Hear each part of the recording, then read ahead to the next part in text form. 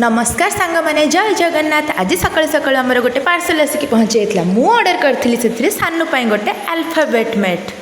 अरे आमे पिला बेले तो सिलट खड़ी धरिकी अ शिखा प्रथम स्टार्ट करूँ। हेले एबर पिला माने भूई रे पड़ू पड़ू ए फॉर एप्पल एप्पल।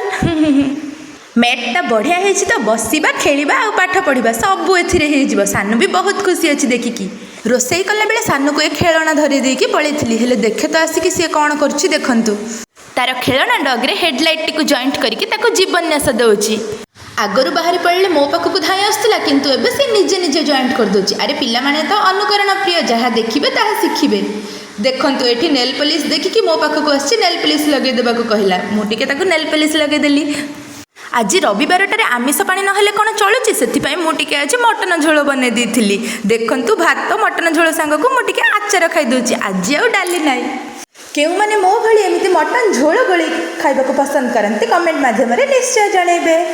ये वर्षा झड़ी जो 5 दिन है बाहर को टिके जाई पानी से आज संध्या बेले वर्षा छाड़ा पर टिके जाई बाहर बुली दे आसली। आउ मोर स्वादिया पेस्ट्री खाई आसली। मोर वीडियो जदि भल लगी लाइक और कमेंट निश्चय करेंगे। रही नमस्कार जय जगन्नाथ।